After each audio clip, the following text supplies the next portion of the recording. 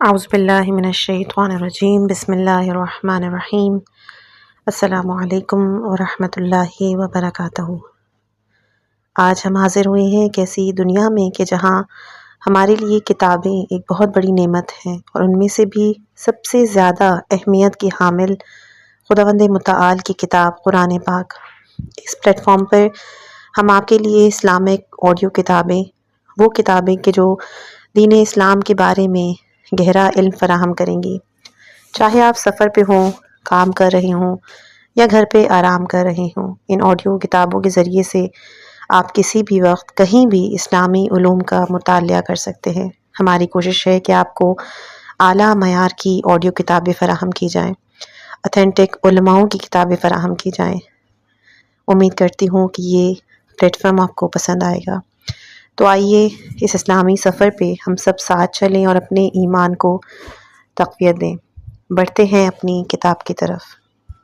آپ تمام سننے والوں کو تھمبنیل سے اندازہ ہو چکا ہوگا کہ کس کتاب کو ہم پڑھ رہے ہیں۔ اس کتاب کی فصل اول کے جو معاد کے حوالے سے تھی، وہ ہماری آڈیو نمبر 1 میں کمپلیٹ ہوئی ہے، اور آج ہم فصل دوم کے جو قبر کے حوالے سے ہے اس کو پڑھیں گے۔ بغیر کسی دیر کے چلتے ہیں۔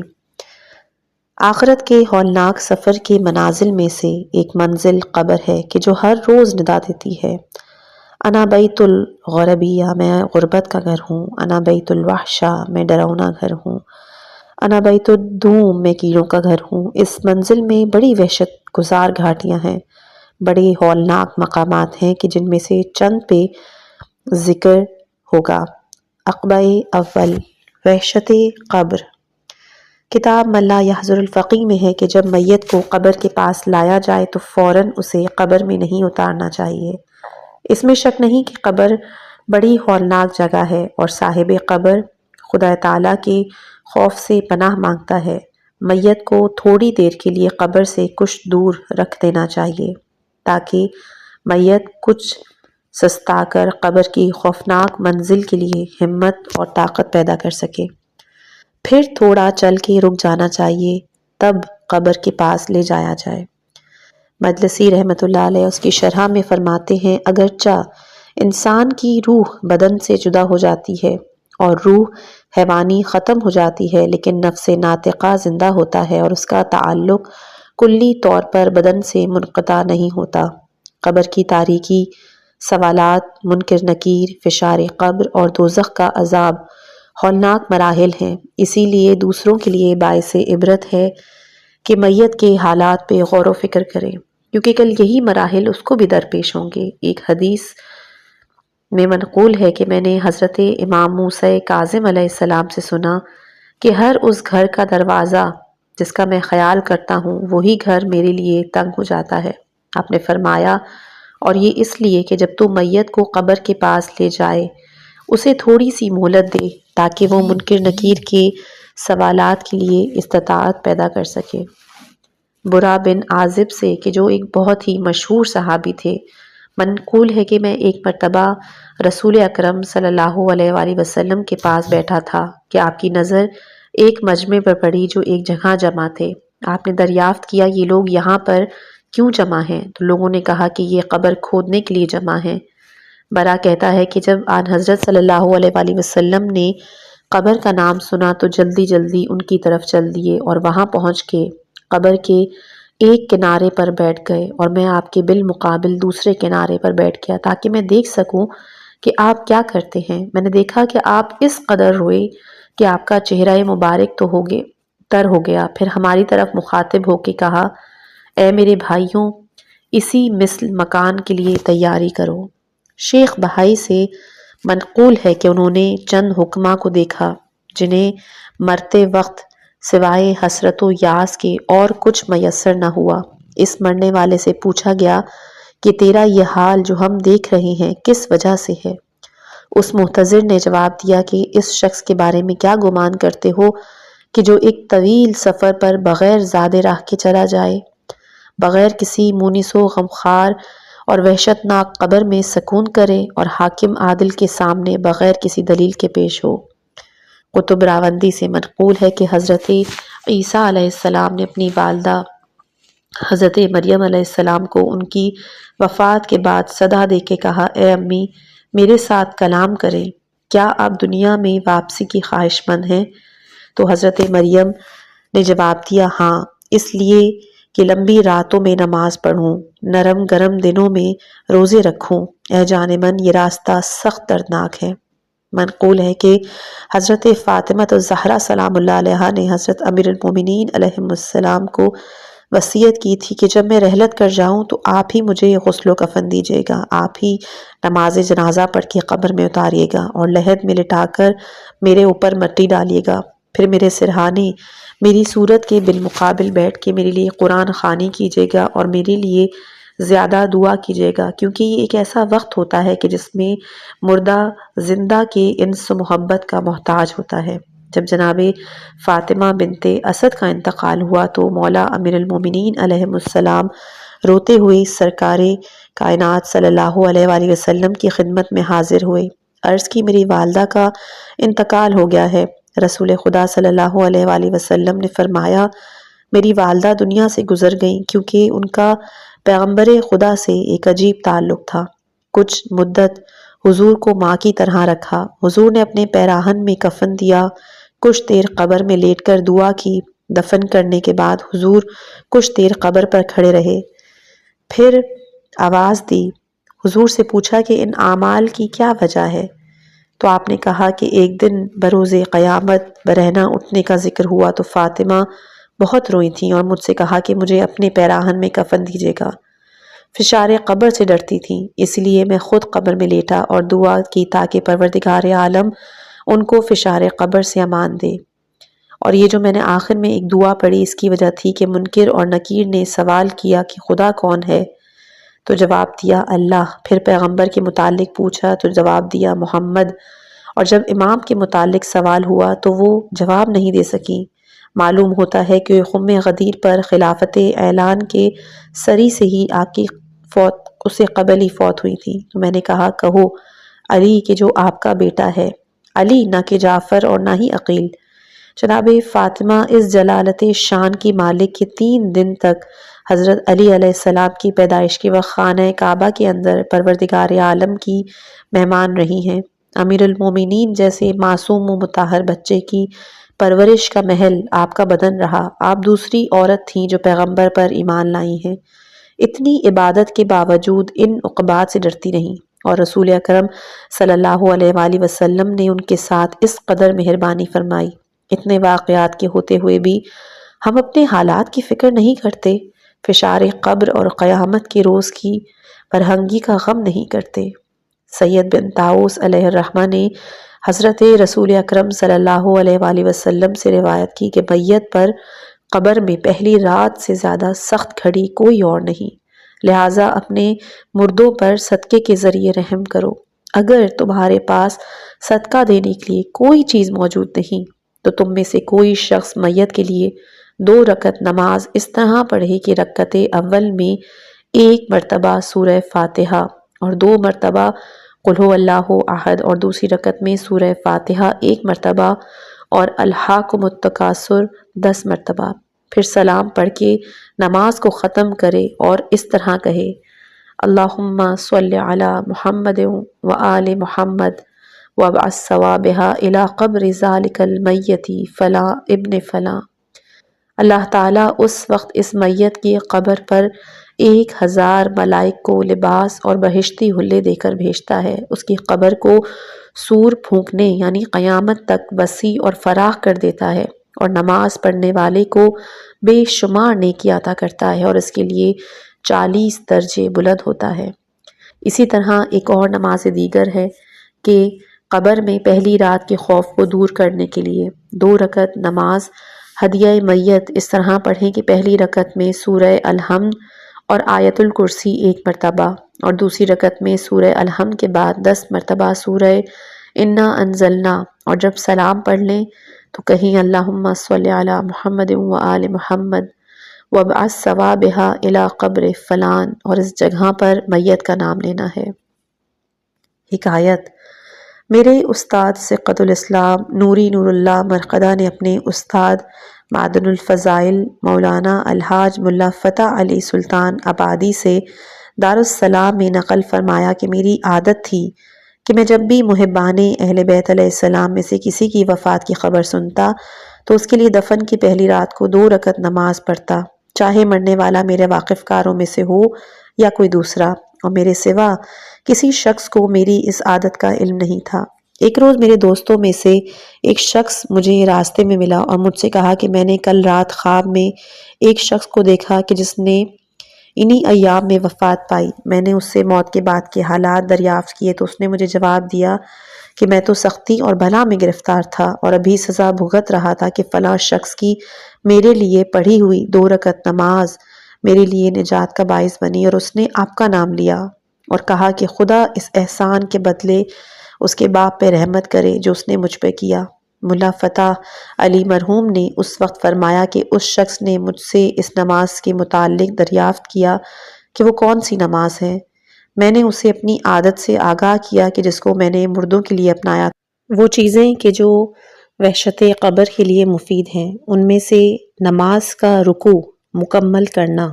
چنانچہ حضرت امام محمد باقر علیہ السلام سے مروی ہے کہ جو شخص نماز میں رکوع مکمل ادا کرتا ہو اس کی قبر میں وحشت داخل نہ ہوگی، اور جو شخص لا الہ الا اللہ الملک الحق المبین ہر روز 100 مرتبہ پڑھے وہ جب تک زندہ رہے گا فقر و فاقے سے محفوظ رہے گا اور وحشت قبر سے مامون رہے گا، اور وہ تونگر ہو جائے گا، اس کے لیے بہشت کے دروازے کھول دیے جائیں گے۔ چنانچہ ایک روایت میں وارد ہے کہ جو شخص سورہ یاسین کو سونے سے قبل پڑھے نیز نماز لیلۃ الرغائب پڑھے وہ وحشت قبر سے محفوظ رہے گا۔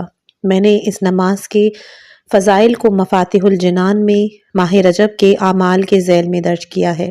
منقول ہے جو شخص ماہ شعبان میں 12 دن روزہ رکھے تو اس کی قبر میں ہر روز 70,000 فرشتے قیامت تک زیارت کے لیے آتے رہتے ہیں، اور جو شخص کسی کی عیادت کرتا ہے تو اللہ تعالیٰ اس کے لیے ایک فرشتے کو موکل کرتا ہے جو محشر تک اس کی قبر میں عیادت کرتا ہے۔ ابو سعید خدری سے منقول ہے کہ میں نے حضرت رسول اکرم صلی اللہ علیہ وآلہ وسلم کو حضرت علی علیہ السلام سے فرماتے ہوئے سنا کہ آپ نے فرمایا، اے علی، اپنے شیعوں کو خوشخبری سنا دو کہ ان کے لیے موت کے وقت مایوسی، وحشت قبر اور محشر کا غم نہیں ہوگا۔ عقبہ دوم، تنگی و فشار قلب، تنگی و فشار قبر۔ یہ وہ عقبہ ہے کہ جس کا محض تصور ہی انسان کو دنیا میں بے چین کرنے کے لیے کافی ہے۔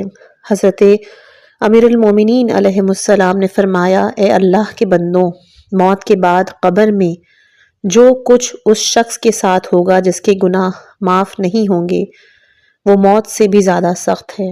اس کی تنگی، فشار، قید اور تنہائی سے ڈرو۔ بے شک قبر ہر روز کہتی ہے کہ میں تنہائی کا گھر ہوں، ہولناک گھر ہوں، میں کیڑوں کا گھر ہوں۔ قبر یا تو جنت کے باغات میں سے ایک باغ ہے یا پھر آگ کے گھڑوں میں سے گڑھا۔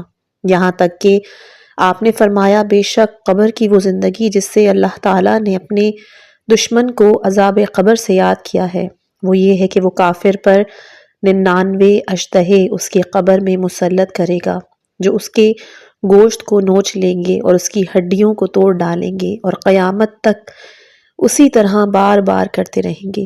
اگر ان میں سے ایک اشتہا زمین کی طرف سانس لے ڈالے تو زمین پر کوئی سبزہ نہ اگنے پائے۔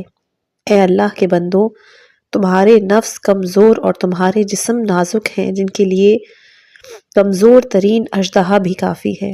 روایات میں ہے کہ حضرت امام جعفر صادق علیہ السلام رات کے آخری حصے میں نیند سے بیدار ہو کر اپنی آواز کو اتنا بلند کرتے کہ اہل خانہ اس آواز کو سنتے اور فرماتے تھے، اللہم اعنی علی حول المطلع ووسع علی ضیق المضجع وارزقنی خیر ما قبل الموت وارزقنی خیر ما بعد الموت۔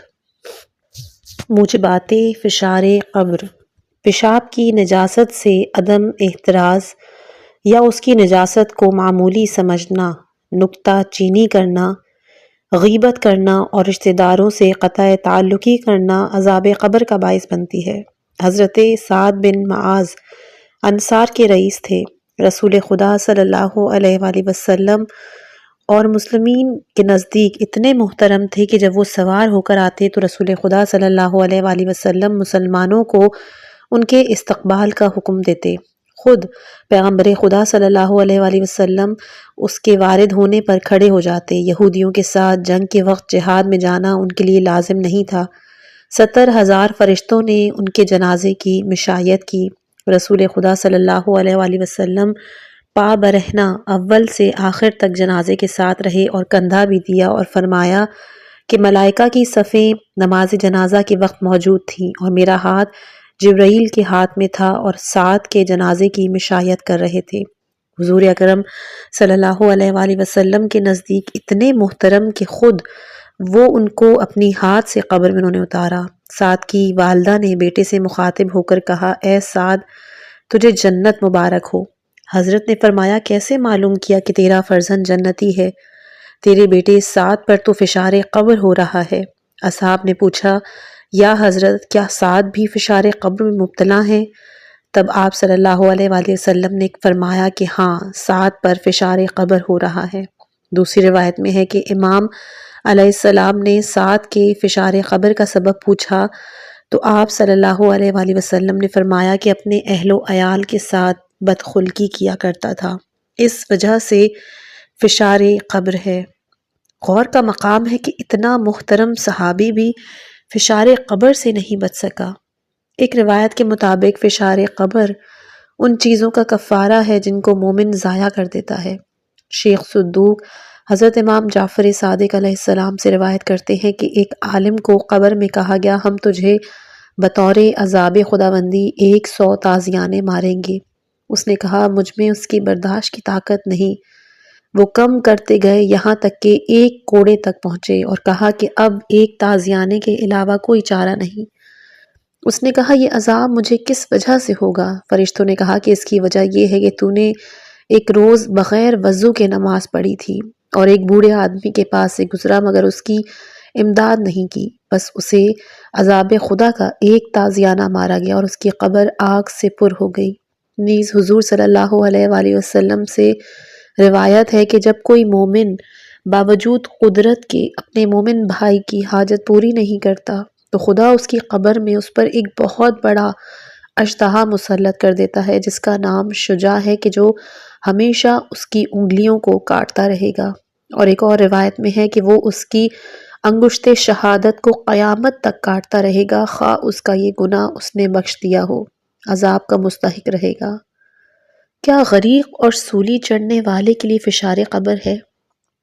کلینی رحمۃ اللہ علیہ سے روایت کرتے ہیں کہ حضرت امام رضا علیہ السلام سے پوچھا گیا کہ جس شخص کو سولی پہ چڑھایا گیا ہو کیا اس پر بھی فشار قبر ہوتا ہے؟ گزشتہ زمانے میں بعض لوگوں کو سولی پہ چڑھاتے تھے اور مرنے کے بعد اسے نیچے نہیں اتارتے تھے، چنانچہ حضرت زید شہید 3 سال تک برابر سولی پہ لٹکے رہے۔ امام علیہ السلام نے فرمایا کہ ہاں، اللہ تعالیٰ ہوا کو حکم دیتا ہے اور وہ اس کو فشار کرتی ہے۔ دوسری روایات میں ہے کہ حضرت امام جعفر صادق علیہ السلام سے روایت ہے کہ آپ نے فرمایا کہ ہوا اور زمین کا پروردگار ایک ہی ہے، ہوا کو وحی ہوتی ہے، وہ فشار کرتی ہے اور یہ قبر کے فشار سے بھی بدتر ہے۔ اسی طرح دریا میں غرق ہونے والے یا جس کو درندے کھا گئے ہوں فشار قبر بھی ان کو بھی ہوتا ہے۔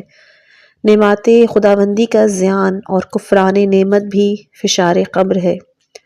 وہ اعمال کے جو عذاب قبر سے نجات دیتے ہیں، یہ بہت سے اعمال ہیں، اس جگہ پر ان میں 17 کے ذکر پر اکتفا کروں گا۔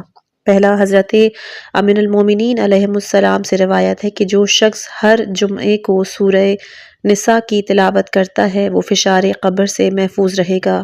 دوسری روایت میں ہے کہ جو شخص سورہ زخرف کی تلاوت کرتا ہے حق تعالیٰ اسے قبر میں حشرات الارض اور فشار قبر سے محفوظ رکھے گا۔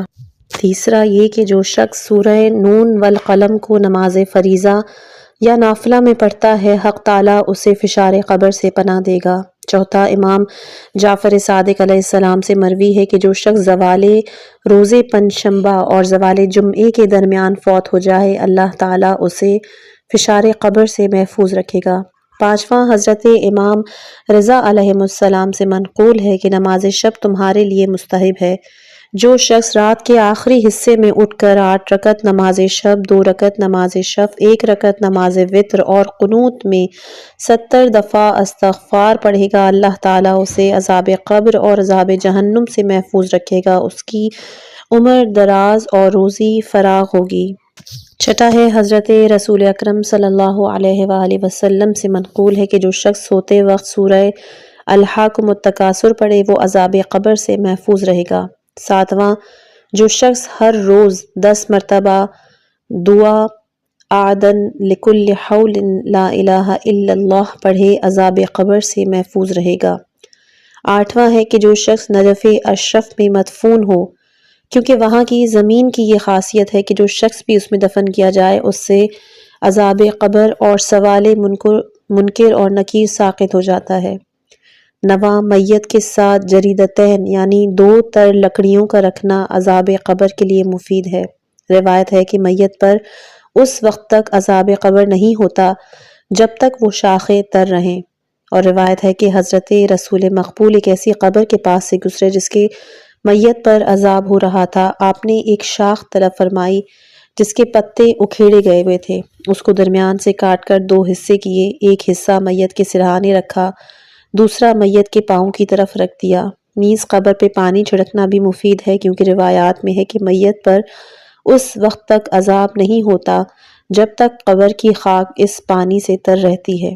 10واں، کہ جو شخص رجب کی پہلی تاریخ کو 10 رکعت نماز اس طرح پڑھے کہ ہر رکعت میں سورہ الحمد کے بعد 3 مرتبہ سورہ توحید، تو وہ فشار قبر اور عذاب روز قیامت سے محفوظ رہے گا۔ نیز رجب کی پہلی شب کو مغرب کی نماز کے بعد 20 رکعت نماز سورہ حمد اور سورہ توحید کے ساتھ پڑھنا عذاب قبر کے لیے نافع ہے۔ 11واں ہے، ماہ رجب میں 4 دن روزہ رکھنا، اسی طرح ماہ شعبان میں 12 روزے رکھنا مفید ہے۔ 12واں ہے کہ سورہ تبارک الذی بیدہ الملک کو قبر پر پڑھنا عذاب قبر سے نجات دیتی ہے۔ چنانچہ قطب راوندی نے ابن عباس سے نقل کیا ہے کہ ایک شخص نے ایک جگہ خیمہ لگایا، اسے وہاں پر قبر کے وجود کا علم نہیں تھا، اس نے سورہ تبارک الذی بیدہ الملک کی تلاوت کی کہ ناگاہ اس نے ایک صدا سنی جو کہہ رہا تھا کہ یہ سورہ نجات دینے والی ہے۔ اس نے اس واقعے کو حضرت رسول اکرم صلی اللہ علیہ وآلہ وسلم سے بیان کیا تو آپ نے فرمایا کہ یہ سورہ نجات دہندہ ہے اور عذاب قبر سے بچاتی ہے۔ شیخ کلینی رحمۃ اللہ علیہ حضرت امام محمد باقر علیہ السلام سے روایت کرتے ہیں کہ سورہ ملک عذاب قبر سے بچاتی ہے۔ 13واں ہے، دعوات راوندی سے منقول ہے کہ حضرت رسول اکرم صلی اللہ علیہ وآلہ وسلم نے فرمایا کہ جو شخص میت کو دفن کرتے وقت قبر کے پاس 3 دفعہ اللہم انی اسألک بحق محمد و آل محمد اللہ تعذب حاذل میتی کہے، حق تعالیٰ قیامت تک عذاب قبر سے محفوظ رکھے گا۔ شیخ طوسی نے مصباح المتحجد میں حضرت رسول اکرم صلی اللہ علیہ وآلہ وسلم سے روایت کی کہ جو شخص شب جمعہ کو 2 رکعت نماز اس طرح پڑھے کہ ہر رکعت میں سورہ حمد 1 مرتبہ، اذا زلزلت الارض زلزالہا 15 مرتبہ، حق تعالیٰ اسے عذاب قبر اور قیامت کے خوف سے محفوظ رکھتا ہے۔ 15 نیمہ رجب کی شب کو 30 رکعت نماز اس طرح پڑھنا کہ ہر رکعت میں سورہ حمد 1 مرتبہ، سورہ توحید 10 مرتبہ عذاب قبر کے لیے نافع ہے۔ اسی طرح 16 اور 17 رجب کی شب کو یہی نماز پڑھنا مفید ہے۔ نیز پہلی شعبان کی شب کو بھی یہی نماز پڑھنا مفید ہے۔ نیز پہلی شعبان کی شب کو سورہ الحمد اور سورہ توحید کے ساتھ 100 رکعت نماز پڑھے اور جب فارغ ہو تو 50 مرتبہ سورہ توحید پڑھے۔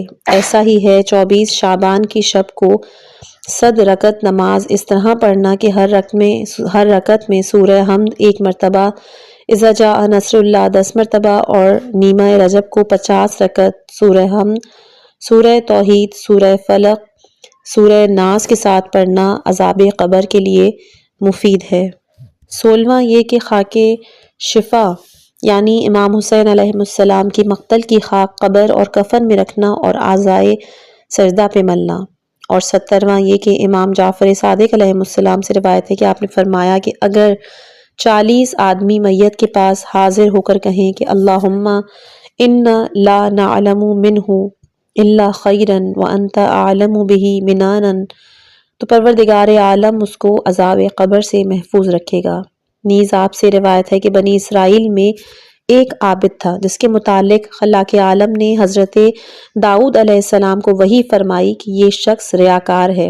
جب وہ عابد فوت ہوا تو حضرت داؤد علیہ السلام اس کے جنازے میں شریک نہیں ہوئے، مگر 40 آدمیوں نے اس کی نماز جنازہ پڑھی اور یہی کہا اللہم انا لا نعلم منہ الا خیرا وانت اعلم به منانا فاغفر لہ۔ پھر 40 آدمی اور آئے، انہوں نے بھی یہی گواہی دی چونکہ انہیں اس کے باطن کی خبر نہیں تھی۔ تب حضرت داؤد علیہ السلام کو وحی ہوئی کہ تو نے اس پر نماز کیوں نہیں پڑھی؟ آپ نے عرض کی بارے الہ تو نے ہی تو بتایا تھا کہ یہ عابد ریاکار ہے۔ تو آواز قدرت آئی، وہ خبر درست تھی لیکن لوگوں نے حاضر ہو کر اس کی اچھائی کی گواہی دی، لہٰذا میں نے اس کے گناہوں کو بخش دیا ہے۔ یہ خلاق عالم کا فضل و کرم ہے کہ اس نے اپنے بندے کو بغیر کسی استحقاق کے عذاب سے رہا کیا۔ اسی وجہ سے نیک لوگ خصوصاً سابقین اپنے کفن کو تیار کر کے اپنے پاس رکھتے ہیں اور اپنے مومنین احباب سے اس پر گواہی تحریر کرتے ہیں۔ جب بھی دیکھتے ہیں موت کی یاد تازہ ہوتی ہے، آخرت کا خوف بڑھ جاتا ہے۔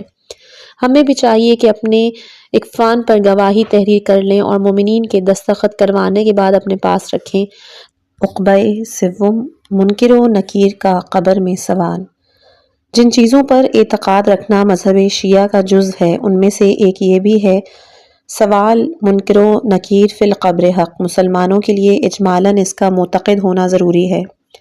علامہ مجلسی بحار الانوار اور حق الیقین میں ارشاد فرماتے ہیں کہ احادیث معتبرہ سے یہ ظاہر ہوتا ہے کہ سوال اور فشار قبر بدن اصلی اور روح پر ہے۔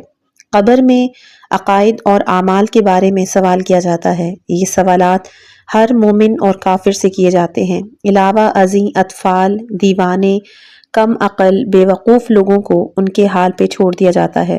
زمانہ برزخ میں ان کے لیے جزا یا سزا نہیں ہے۔ نماز، روزہ، حج، زکوٰۃ، خمس اور محبت اہل بیت علیہم السلام نیز عمر اور مال کے بارے میں سوال کیے جاتے ہیں، جیسا کہ امام زین العابدین علیہ السلام سے ایک روایت ہے کہ عقائد اسلامیہ کے بعد دریافت کیا جاتا ہے اپنی عمر کو کہاں ضائع کرتا رہا، مال کیسے کمایا اور کہاں خرچ کیا۔ بعض لوگوں کی زبانیں گنگ ہو جاتی ہیں، خوف کی وجہ سے جواب نہیں دے سکتے یا غلط جواب دیتے ہیں اور فرشتوں کے سوال پر کہتے ہیں تم خدا ہو، کبھی کہتے ہیں لوگ کہتے تھے محمد اللہ کے رسول ہیں۔ اگر دنیا میں ان عقائد سے واسطہ رہا ہے تو ٹھیک ٹھیک جواب دیتا ہے۔ صحیح جواب دینے والے کے لیے قبر کو اس کی حد نظر تک وسیع کر دیا جاتا ہے اور عالم برزخ آرام اور نعمات خداوندی سے فائدہ اٹھاتے ہوئے گزار دیتا ہے، اور فرشتے اسے کہتے ہیں تو بیاہی عورت کی طرح سو جا۔ اگر کافر اور منافق ہے اور صحیح جواب نہیں دے سکا تو اس کی قبر کی طرف جہنم کا ایک دروازہ کھول دیا جاتا ہے اور اس کی قبر آگ سے پر ہو جاتی ہے، جیسے کہ اللہ تعالیٰ کا سورہ واقعہ میں ارشاد ہے، اور اگر جھٹلانے والے گمراہوں میں سے ہے تو اس کی مہمانی کھولتا ہوا پانی اور جہنم میں داخل کر دینا ہے۔ حضرت امام جعفر صادق علیہ السلام سے وارد ہے کہ ان تینوں چیزوں کا منکر ہمارا شیعہ نہیں، معراج کا، سوال قبر کا اور شفاعت کا۔ مروی ہے کہ قبر میں 2 فرشتے ایسے ڈراؤنی صورت میں آتے ہیں کہ ان کی آواز بجلی کی طرح گرجدار اور آنکھیں بجلی کی طرح خیرہ کرنے والی ہوتی ہیں۔ وہ آ کر سوال کرتے ہیں من ربک کا، تیرا رب کون ہے؟ من نبیک کا، تیرا نبی کون ہے؟ ما دینک کا، تیرا دین کیا ہے؟ من امامک کا، تیرا امام کون ہے؟ چونکہ اس حالت میں میت کے لیے جواب دینا مشکل ہوتا ہے، جیسے کہ گزرا ہے اور وہ مددگار کا محتاج ہوتا ہے، اس لیے میت کو 2 مقامات پر ان اعتقادات کی تلقین کی جاتی ہے۔ اول، قبر میں اتارنے کے بعد بہتر یہ ہے کہ دائیں ہاتھ سے دائیں کندھا اور بائیں ہاتھ سے بائیں کندھے کو پکڑ کر اس کے نام کے وقت حرکت دے کر تلقین کرے۔ دوم، جب میت کو دفن کر دیا جائے، سنت ہے کہ میت کا قریبی رشتہ دار لوگوں کے چلے جانے کے بعد قبر کے سرہانے بیٹھ کر بلند آواز سے تلقین پڑھے۔ بہتر ہے کہ اپنے دونوں ہاتھوں کو قبر پہ رکھے اور اپنے منہ کو قبر کے نزدیک لے جائے۔ اگر کسی دوسرے کو تلقین کے لیے نائب مقرر کرے تو بھی درست ہے۔ مروی ہے کہ جب تلقین پڑھی جاتی ہے تو منکر نکیر سے کہتا ہے آؤ چلیں۔ اس کی حجت کے لیے تلقین پڑھ دی گئی ہے، اب پوچھنے کی ضرورت نہیں، اور وہ بغیر سوال کے واپس چلے جاتے ہیں۔ تنبیہ: اگر کوئی یہ کہے کہ تلقین سے مردے کو کیا فائدہ جبکہ روح تو نکل چکی ہے، اس کا جواب یہ ہے کہ روح قبر میں حاضر ہوتی ہے جیسا کہ گزر چکا ہے، اور وہ ہم سے بہتر کلام کو سمجھتا اور سنتا ہے، بلکہ جو بھی اس جگہ پہنچتا ہے اس کے لیے تمام زبانوں کا سمجھنا یکساں ہے، عربی ہو یا فارسی، کیونکہ محدودیت اس عالم مادی کا نتیجہ ہے۔ ملا یاسر الفقی میں ہے کہ جب حضرت ابو ذر غفاری کے بیٹے زر نے وفات پائی تو آپ اس کی قبر کے سرہانے بیٹھ گئے اور اس کی قبر پہ ہاتھ پھیر کے کہا، اے زر، خدا تجھ پہ رحمت کرے، خدا کی قسم تو میری نسبت نیک تھا اور حقوق کی فرزندی کو ادا کرتا رہا، اب جب کہ تجھے مجھ سے لے لیا گیا ہے میں تجھ سے خوش ہوں، بخدا مجھے تیری جان کا کوئی غم نہیں، مجھے اللہ کے سوا کسی سے کوئی حاجت نہیں، اگر مجھے مرنے کے بعد پیش آنے والی دشواریوں کا خوف نہ ہوتا تو میں تیری بجائے خود مرنے کو تیار ہوتا، لیکن میں چاہتا ہوں کہ چند روز اور گناہوں کی توبہ اور اس عالم کی تیاری میں صرف کر سکوں۔ بے شک تیری دشواری کے غم نے مجھے تیرا غم کرنے کے بجائے اس چیز میں مشغول کیا ہے کہ ایسی عبادات اور اطاعت کروں جو تیرے لیے مفید ہوں، اور اس چیز نے مجھے تیری جدائی میں گھلنے سے بھی باز رکھا۔ خدا کی قسم میں اس لیے غمناک نہیں کہ تو فوت ہو گیا ہے اور مجھ سے جدا ہو گیا ہے، بلکہ میں اس لیے غمگین ہوں کہ تجھ پر کیا گزر رہی ہوگی، تیرا کیا حال ہوگا۔ کاش مجھے علم ہوتا کہ تو نے کیا کہا، تجھے کیا حکم ملا۔ خداوندا، میں نے اسے وہ تمام حقوق بخش دیے کہ جو میرے متعلق اس پر واجب تھے، اور تو اسے اپنے حقوق معاف فرما جو تو نے اس پر واجب فرمائے، کیونکہ تو اپنی بخشش اور سخاوت کے اعتبار سے مجھ سے زیادہ سزاوار ہے۔ حضرت امام جعفر صادق علیہ السلام سے منقول ہے کہ جب مومن کو قبر میں داخل کیا جاتا ہے تو نماز اس کے دائیں، زکوٰۃ اس کے بائیں طرف، نیکی اور احسان اس کے سر پہ سایہ فگن ہوتے ہیں، اور صبر اس کے قریب ہوتا ہے۔ جس وقت دونوں فرشتے سوال کرتے ہیں تو صبر، نماز، زکوٰۃ اور نیکی سے کہتا ہے کہ اپنے مالک کو گھیر لو، یعنی میت کی حفاظت کرو۔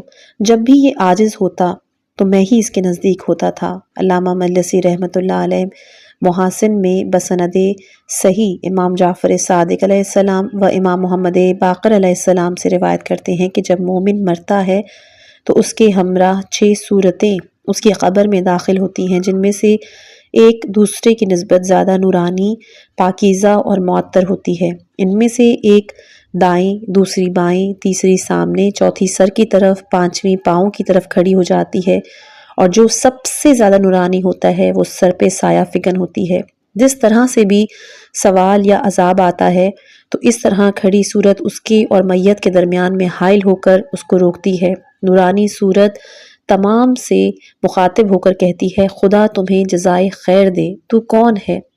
دائیں طرف والی کہتی ہے، میں اس کی نماز ہوں۔ بائیں طرف والی کہتی ہے، میں اس کی زکوٰۃ ہوں۔ چہرے کے مقابل والی صورت کہتی ہے، میں اس کا روزہ ہوں۔ سر کی طرف والی کہتی ہے، میں اس کا حج و عمرہ ہوں، اور جو صورت اس کے پاؤں کی طرف ہوتی ہے وہ کہتی ہے کہ میں اس کا وہ احسان ہوں جو یہ مومن بھائیوں سے کرتا تھا۔ یہ تمام صورتیں پوچھتی ہیں کہ تو کون ہے جو ہم سب سے زیادہ نورانی اور خوبصورت ہے؟ تو وہ جواب دیتی ہے کہ میں ولائی آل محمد صلوات اللہ علیہم اجمعین ہوں۔ شیخ صدوق رحمۃ اللہ علیہ نے ماہ شعبان کے روزے کی فضیلت کے بارے میں روایت کیا کہ جو شخص اس مہینے میں 9 روزے رکھے تو منکر و نکیر سوالات کے وقت اس پر مہربان ہوں گے۔ حضرت امام محمد باقر علیہ السلام سے روایت میں اس شخص کے لیے بے شمار فضیلت وارد ہے کہ جو 23 رمضان کو شب بیداری کرتے ہوئے 100 رکعت نماز پڑھتا ہے۔ ان فضائل میں سے ایک یہ بھی ہے کہ حق تعالیٰ اس سے منکر و نکیر کے خوف کو دور کرتا ہے اور اس کی قبر سے ایک ایسا نور ساطع ہوتا ہے کہ جو تمام دنیا کو منور کر دیتا ہے۔ حضرت رسول اکرم صلی اللہ علیہ وآلہ وسلم سے روایت ہے کہ خضاب کی بھی 4 خاصیت ہیں۔ ان میں سے ایک یہ بھی ہے کہ منکر و نکیر اس سے حیا کرتے ہیں۔ اس سے قبل آپ کو معلوم ہو چکا ہے کہ نجف اشرف کی زمین کی یہ خاصیت ہے کہ اس جگہ پر دفن ہونے والے سے منکر و نکیر کا حساب ساقط ہے۔ اس جگہ پر اس کی تائید میں ایک حکایت درج کرتا ہوں۔ علامہ مجلسی رحمۃ اللہ علیہ نے تحفے میں ارشاد القلوب اور فرحت الغری سے نقل فرمایا ہے کہ اہل کوفہ میں سے ایک مرد صالح نے کہا کہ میں ایک بارانی رات کو مسجد کوفہ میں موجود تھا کہ ناگاہ حضرت مسلم علیہ السلام کی جانب والے دروازے کو دستک دی گئی۔ جو ہی دروازے کو کھولا تو ایک جنازہ اندر داخل ہوا اور اسے حضرت مسلم کی قبر کے جانب چبوترے پہ رکھ دیا۔ ان میں سے ایک پر نیند غالب ہوئی اور اس نے خواب میں دیکھا کہ وہ 2 شخص جنازے کے پاس آئے ہیں اور ان میں سے ایک نے دوسرے سے کہا کہ میرا اس کے ذمے اس قدر حساب ہے، چاہتا ہوں کہ اس کے نجف میں دفن ہونے سے قبل وصول کر لوں، کیونکہ میں اس کے بعد اس کے قریب نہیں جا سکوں گا۔ اور وہ شخص خوف کے مارے بیدار ہوا اور اپنے ساتھیوں سے تمام حقیقت بیان کی۔ انہوں نے اسی وقت جنازے کو اٹھا کے نجف اشرف کی حدود میں داخل کیا تاکہ حساب اور عذاب سے نجات پا جائے۔ قلت وللہ در من قال، میں کہتا ہوں خدا بھلا کرے جس نے کہا کہ جب میں مر جاؤں تو مجھے حضرت علی کے پہلو میں دفن کرنا کہ جو حسن و حسین کے والد، کیونکہ مجھے ان کے پڑوس میں جہنم کی آگ کا کوئی ڈر نہیں، نہ ہی منکر و نکیر کا خوف، کیونکہ جب صحرا میں اونٹ کی رسی گم ہو جائے تو محافظ پر محفوظ چیز کا پیش کرنا عار ہے جب تک وہ اس کی حفاظت میں ہو۔ حضرت علی علیہ السلام کے لیے عار ہے کہ وہ ملائکہ عذاب کے سپرد کریں۔ ایک اور حکایت ہے، استاد اکبر محقق بہبہائی سے منقول ہے کہ آپ نے کہا کہ میں نے ایک دفعہ حضرت ابا عبداللہ الحسین علیہ السلام کو خواب میں دیکھا اور پوچھا، حضرت کیا آپ کے قریب میں دفن ہونے والے سے بھی سوال ہوگا؟ آپ نے کہا، کس فرشتے کی جرت ہے کہ اس سے سوال کرے؟ امثلہ عرب میں ہے جس کا ترجمہ ہے کہ یعنی فلاں آدمی اپنی پناہ میں آنے والے کی حمایت میں ٹڈی کو پناہ دینے والے سے زیادہ حمایت کرنے والا ہے۔ اس کا واقعہ یوں ہے کہ ایک آدمی کہ جو قبیلہ طے کے بادیہ نشینوں میں سے تھا، اس کا نام مدلج بن سوید تھا، ایک دن اپنے خیمے میں بیٹھا تھا کہ قبیلہ طے کے ایک گروہ کو آتے ہوئے دیکھا کہ جو اپنا ساز و سامان ساتھ اٹھائے ہوئے تھے۔ اس نے پوچھا، کیا خبر ہے؟ انہوں نے کہا کہ بہت سی ٹڈی دل آپ کے خیمے کے قریب اترے ہوئے ہیں، ہم انہیں پکڑنے کے لیے آئے ہیں۔ مدلج نے کہ جب ان کا ارادہ معلوم کیا تو فوراً اٹھے، اپنے گھوڑے پہ سوار ہوئے اور اپنے نیزے کو سنبھال کے کہا کہ خدا کی قسم جو بھی ان ٹڈیوں کو نقصان پہنچائے گا میں اسے قتل کر دوں گا۔ یہ ٹڈی دل میری پناہ لیں اور میں انہیں پکڑنے کا ارادہ کروں، ایسا ہرگز نہیں ہوگا۔ اور وہ مسلسل ان کی حمایت کرتا رہا یہاں تک کہ دھوپ نکل آئی اور وہ ادھر سے اڑ گئے۔ اس وقت اس نے کہا کہ یہ ٹڈی دل میرے پڑوس میں منتقل ہوئے ہیں۔ ایک اور حکایت ہے کہ کتاب حبل المتین سے منقول ہے کہ میر معین الدین اشرف نے کہ جو روضہ امام رضا علیہ السلام کے نیک خداموں میں سے تھے، کہا کہ میں نے خواب میں دیکھا کہ میں محافظ خانہ مبارکہ میں ہوں اور تجدید وضو کی خاطر روضہ مبارکہ سے باہر نکلا۔ جو ہی میں امیر علی شیر کے چبوترے کے قریب پہنچا تو میں نے ایک بہت بڑی جماعت کو صحن مطہر میں داخل ہوتے ہوئے دیکھا، جن کے آگے آگے ایک نورانی و عظیم ہستی ہے اور ان لوگوں کے ہاتھوں میں بیلچے۔ جو ہی وہ صحن مقدس میں پہنچے، اس بزرگ نے جو رہنمائی کر رہا تھا ایک خاص قبر کی طرف اشارہ کرتے ہوئے حکم دیا کہ اس قبر کو کھود کر خبیث کو باہر نکالو۔ جس وقت انہوں نے قبر کھودنا شروع کی، میں نے ایک شخص کے قریب جا کر پوچھا، یہ بزرگوار جنہیں حکم دیا ہے کون ہیں؟ انہوں نے کہا کہ یہ حضرت امیر المومنین علیہ السلام ہیں۔ حضرت امام رضا علیہ السلام اپنے روضہ مبارکہ سے باہر تشریف لائے اور خدمت حضرت امیر المومنین علیہ السلام میں پہنچ کے سلام عرض کیا۔ حضرت امیر المومنین علیہ السلام نے سلام کا جواب دیا۔ امام نے کہا، دادا جان، میں آپ سے سوال کرتا ہوں، امید ہے آپ اس شخص کو معاف فرمائیں گے کیونکہ اس نے یہاں آ کر میری پناہ لی ہے، لہٰذا آپ میری خاطر اسے معاف فرمائیں۔ حضرت نے فرمایا، آپ جانتے ہیں کہ یہ فاسق و فاجر ہے، یہ شراب خور ہے۔ عرض کی، مجھے علم ہے، لیکن اس نے مرتے وقت اپنے رشتہ داروں کو وصیت کی تھی کہ وہ اسے میرے جوار میں دفن کرے، مجھے امید ہے آپ معاف فرمائیں گے۔ حضرت نے فرمایا، میں اسے تمہاری خاطر معاف کرتا ہوں، اور حضرت تشریف لے گئے۔ میں خوف کے مارے بیدار ہوا اور روضہ مبارکہ کے دوسرے خداموں کو بھی میں نے بیدار کیا اور اس جگہ پہنچے جسے میں نے خواب میں دیکھا تھا۔ ہم نے ایک تازہ قبر دیکھی جس پر کچھ مٹی بکھری پڑی تھی۔ میں نے پوچھا، یہ قبر کس کی ہے؟ انہوں نے کہا کہ ایک ترک آدمی کی ہے جسے کل ہی یہاں دفن کیا ہے۔ حاجی علی بغدادی امام عصر ارواحنا فدا کی خدمت سے مشرف ہوئے اور آپ سے سوالات نقل کیے۔ وہ کہتا ہے کہ میں نے عرض کی، آقا کیا یہ درست ہے کہ جو شخص شب جمعہ کو امام حسین علیہ السلام کی زیارت کر لے اسے امان ہے؟ فرمایا، ہاں۔ خدا کی قسم، آپ کی آنکھوں سے آنسو بھی جاری ہوئے، وہ رونے لگے۔ میں نے عرض کیا، آقا مسئلہ درپیش ہے۔ فرمایا، پوچھو۔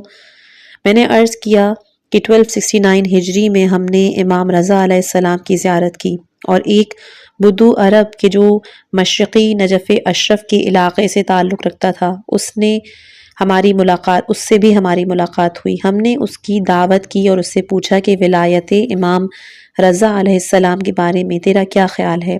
اس نے کہا، بہشت ہے۔ آج 15 روز سے میں امام رضا علیہ السلام کا مال کھا رہا ہوں۔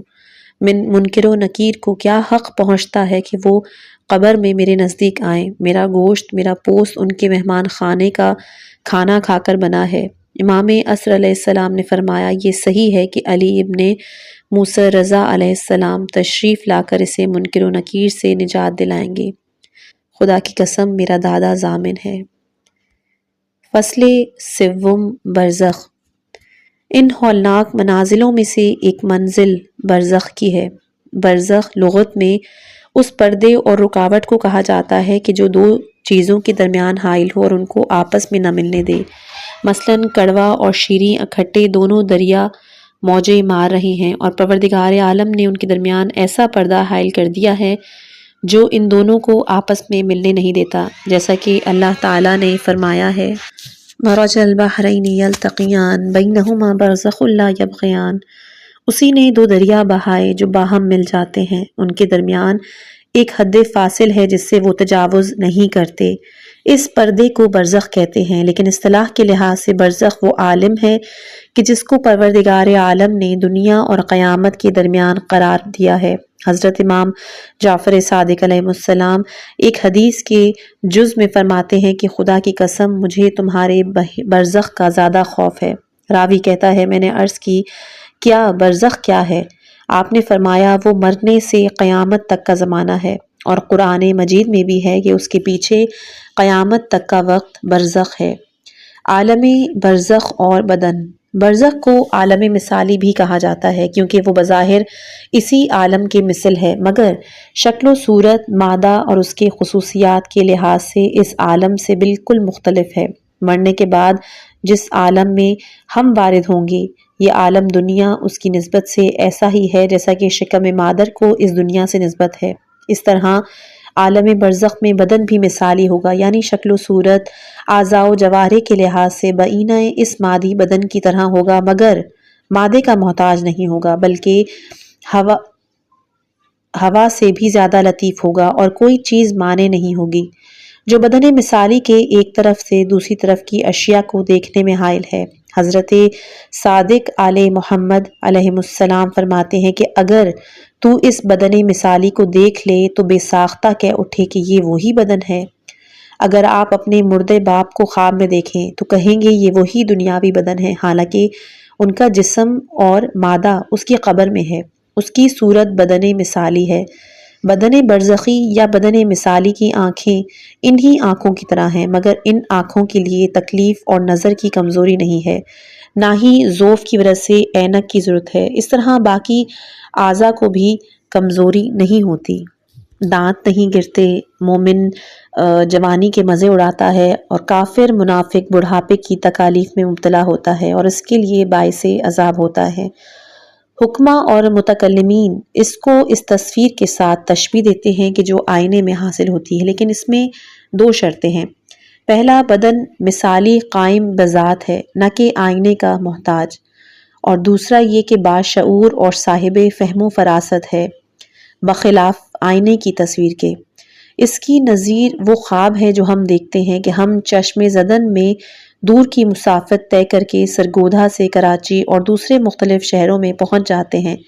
وہاں مختلف قسم کے کھانوں، پھلوں اور پینے کی چیزوں اور نغمہ دلربا سے لطف اٹھاتے ہیں جس کی طاقت اہل دنیا میں نہیں ہے۔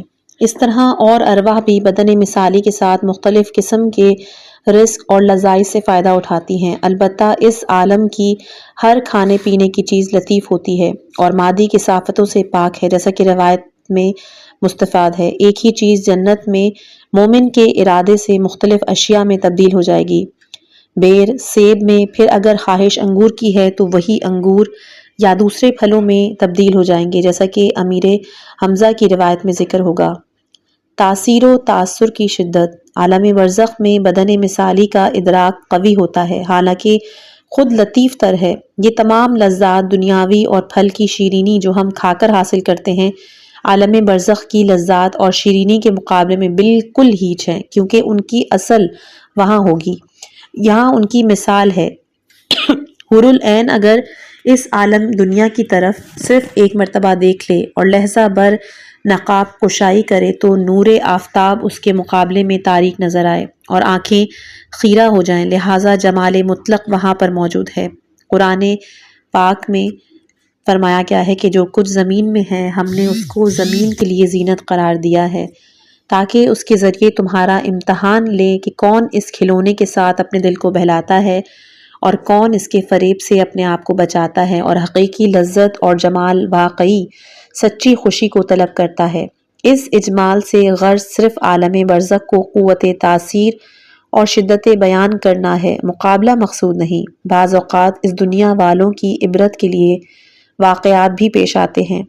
اس جگہ پر ان میں سے صرف دو واقعات پیش کرتا ہوں کہ مرحوم نراقی خزائن میں اپنے ثقہ اصحاب سے نقل فرماتے ہیں کہ انہوں نے کہا کہ میں عالم شباب میں اپنے والد بزرگوار اور رفقا کے ساتھ عید نوروز کے دن اصفہان میں ایک دوست کی ملاقات کے لیے جا رہا تھا جس کا گھر کافی دور قبرستان کے قریب تھا۔ ہم تھکاوٹ دور کرنے اور اہل قبور کی زیارت کی خاطر قبرستان میں بیٹھ گئے۔ ہمارے ایک ساتھی نے نزدیکی قبر سے بطور مزاح کہا، اے صاحب قبر، کیا آج عید کے دن ہماری پذیرائی کرو گے؟ فوراً قبر سے آواز آئی کہ اگلے ہفتے بروز منگل تم سب میرے مہمان ہو۔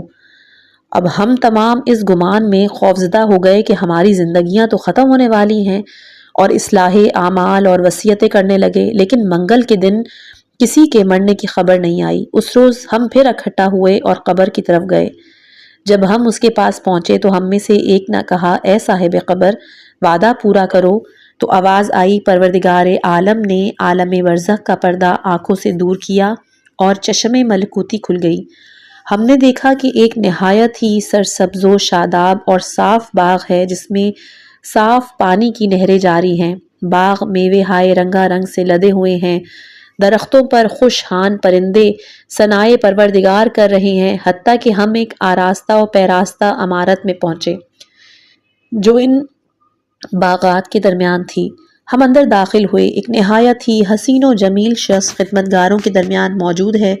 جو ہی اس نے ہمیں دیکھا اپنی جگہ سے اٹھا، استقبال کی، عذر خواہی کی۔ انواع و اقسام کے میوہ جات، مٹھائیاں موجود تھی کہ جن کا تصور بھی ہم اس دنیا میں نہیں کر سکتے۔ کھانے اتنے لذیذ کہ ہم نے اس قدر لذت کبھی کسی چیز میں نہیں چکھی۔ جتنا بھی ہم کھاتے سیر نہ ہوتے، اور خواہش باقی رہ گئی کہ یہ کھائیں وہ کھائیں۔ گوناگوں غذائیں، مزے مختلف۔ بس ہم کھانے کے بعد کچھ دیر بیٹھے اور پھر اٹھ کھڑے ہوئے کہ دیکھیں اس شخص کا کیا ارادہ ہے۔ اس نے ہماری مشایت کی اور باغ کے دروازے پر پہنچے۔ میرے والد نے اس سے پوچھا کہ آپ ہیں کون اور پروردگار عالم نے یہ نعمت کیسے عطا کی کہ اگر تو چاہے تو تمام عالم کی مہمان نوازی کر سکتا ہے، یہ جگہ کون سی ہے؟ تو اس نے کہا کہ میں بھی آپ ہی کا ہم وطن فلاں محلے کا ایک قصاب ہوں، اور ان درجات کا موجب دو چیزوں کی وجہ سے ہوا ہوں۔ میں نے اپنے کام میں کبھی تول میں کمی نہیں کی، اور اپنی عمر میں کبھی بھی اول وقت پر نماز ادا کرنا ترک نہیں کیا۔ جو ہی اللہ اکبر کی آواز کان میں پڑتی، ترازو رکھ کے وزن کرنا چھوڑتا اور نماز کی خاطر مسجد روانہ ہو جاتا۔ لہٰذا عالم برزخ میں یہ جگہ مجھے دی گئی ہے۔ گزشتہ ہفتے آپ نے یہ کلام کیا، لیکن مجھے اندر لانے کی اجازت نہیں تھی۔ اس ہفتے کی اجازت لی، اور اس کے بعد ہم میں سے ہر ایک نے اپنی عمر پوچھی تو اس نے جواب دیا اور مجھ سے کہا کہ تو ابھی 15 سال زندہ رہے گا، اور اس کے بعد اس نے خدا حافظ کہا اور ہم نے اسے واپس جانے کو کہا، اور اچانک ہم نے اپنے آپ کو اسی قبر کے سرہانے کھڑا پایا۔ برزخ کی لذت فانی نہیں ہے۔ عالم برزخ کی دوسری خصوصیات میں سے ایک دوام اور ثبات ہے۔ اس دنیا میں کسی چیز کو بقا نہیں۔ اگر جمال ہے تو بڑھاپے کی سیاہی سے ختم۔ خوراک جب تک منہ میں ہے مزہ ہے، اسی طرح نکاح نیز خوراک میوے کو دوام۔ کچھ مدت کے بعد وہ سب گل سڑ جاتے ہیں۔ کسی چیز کو دوام اور ثبات نہیں، لیکن عالم برزخ فساد پذیر نہیں، کیونکہ وہ چیز ترکیب مادہ اور عناصر کی محتاج نہیں ہے۔ اس دعوے پر شاہد وہ قضیہ ہے کہ جو کتاب دارالسلام میں شیخ محمد عراقی نے علامہ شیخ مہدی عراقی مرحوم سے نقل کی۔ انہوں نے فرمایا کہ نجف اشرف میں مجاورت کے زمانے میں سخت قحط آیا۔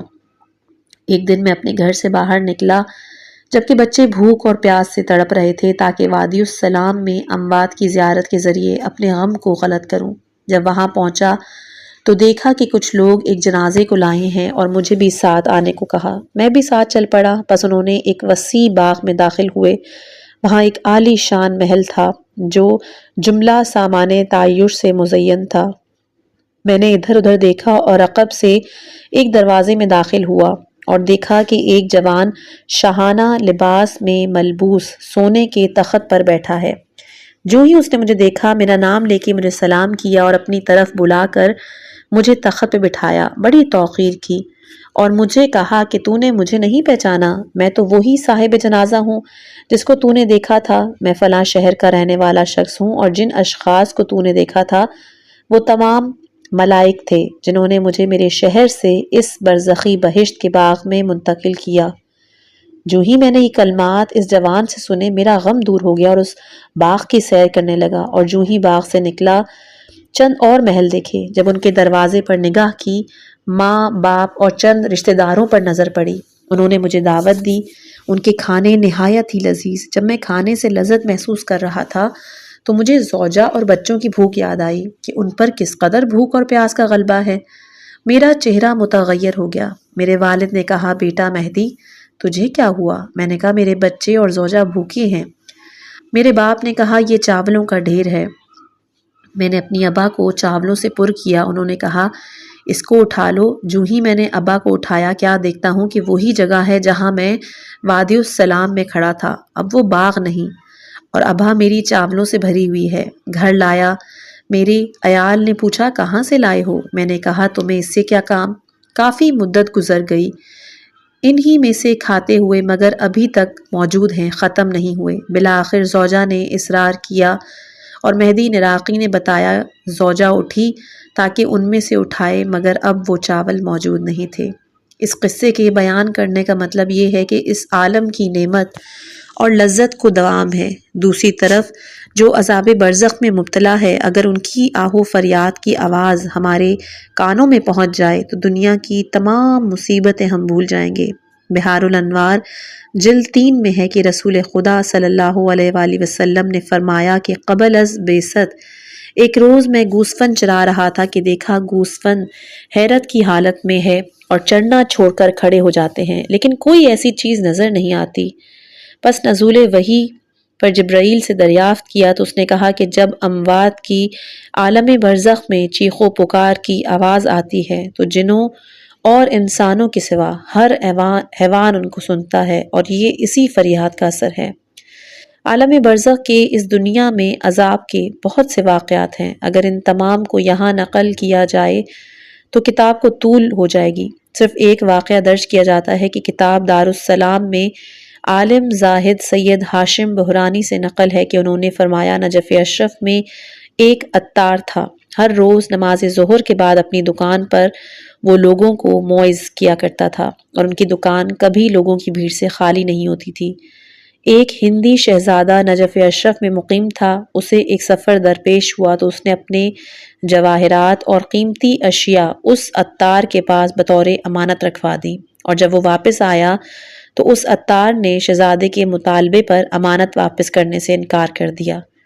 شہزادہ حیران و پریشان حضرت علی علیہ السلام کی قبر کی پناہ میں گیا اور عرض کی، یا علی، میں نے اپنے وطن کو چھوڑ کر آپ کی قبر کے پاس رہائش اختیار کی، تمام سامان فلاں عطار کے پاس امانت رکھوائے، اور اب وہ منکر ہو چکا ہے اور اس بات پر میرا کوئی گواہ نہیں، سوائے آپ کے میرا کوئی فریاد رس نہیں ہے۔ رات کو خواب میں مولا علی علیہ السلام نے فرمایا کہ جب شہر کے دروازے کھل جائیں تم باہر نکلنا، جو شخص تمہیں پہلے ملے اس سے امانت طلب کرنا، وہ تجھے دے گا۔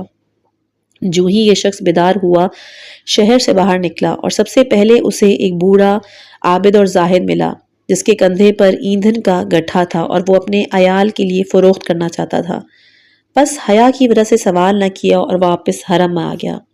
یہی واقعہ دوسری رات پیش آیا اور صبح پھر وہی بوڑھا زاہد ملا اور پھر بغیر سوال کے واپس آ گیا، اور پھر تیسری رات پھر وہی خواب دیکھا، صبح پھر وہی بزرگ ملا اور اس کو اپنے حالات سے آگاہ کیا، امانت کا مطالبہ کیا۔ اس بزرگ نے کچھ سوچنے کے بعد شہزادے کا کہا کہ ظہر کی نماز کے بعد عطار کی دکان پہ آ جانا، تجھے امانت دوں گا۔ ظہر کے وقت جب تمام لوگ جمع تھے اس بزرگ عابد نے عطار سے کہا کہ آج مجھے نصیحت کرنے کا موقع دو۔ اس نے قبول کی۔ اس بزرگ نے کہا، اے لوگوں، میں فلاں کا بیٹا فلاں ہوں، حقوق الناس سے سخت خوف زدہ ہوں، الحمدللہ دنیا کے مال کی دوستی میرے دل میں نہیں اور اہل قناعت ہوں، گوشہ نشینے کے دن کاٹ رہا ہوں، جو واقعہ میرے ساتھ پیش آیا اس کے متعلق تمہیں باخبر کرنا چاہتا ہوں اور تمہیں عذاب الہی کی سختی اور آتش جہنم سے ڈرانا چاہتا ہوں۔ روز جزا کی بعض گزارشات تم تک پہنچانا چاہتا ہوں، غور سے سنو۔ میں ایک روز قرض کا محتاج ہوا اور ایک یہودی سے 10 قران قرض اس شرط پہ لیا کہ ہر روز نصف قران اس کو واپس کروں گا، پس 10 دن اسے نصف قران واپس دیتا رہا، مگر اس کے بعد وہ مجھے نظر نہ آیا۔ اس کے متعلق لوگوں سے پوچھا، انہوں نے کہا کہ وہ بغداد چلا گیا ہے۔ چند روز بعد میں نے خواب میں دیکھا کہ قیامت برپا ہے، مجھے اور دوسرے لوگوں کو موقف حساب پہ لایا، میں حساب سے فارغ ہو کر جنتیوں کے ساتھ جنت کی طرف چلنے لگا کہ جوں ہی پل صراط پہ پہنچا جہنم کی آواز سنائی دی۔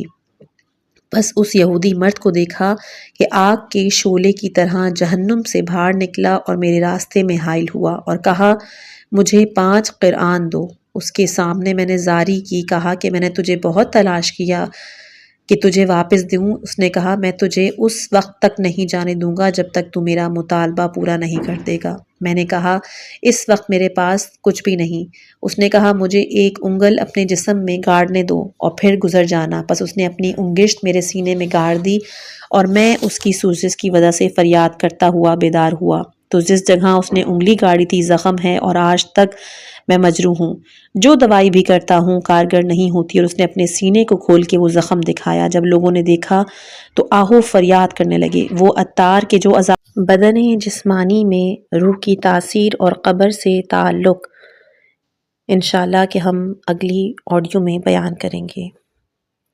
خداوند متعال سے دعا ہے کہ ہمیں اپنے دین کی صحیح سمجھ عطا فرمائے اور عمل پر ثابت قدم رکھے۔ اگر آپ کو یہ ویڈیو پسند آئی ہے تو پلیز اسے لائک کریں، شیئر کریں اور چینل کو ضرور سبسکرائب کیجیے گا۔ نیچے کمنٹس میں اپنے تاثرات ضرور لکھیے گا۔ اپنی خاص دعاؤں میں یاد رکھیے گا، آپ تمام سننے والے میری دعاؤں میں ہیں۔ والسلام علیکم ورحمۃ اللہ وبرکاتہ۔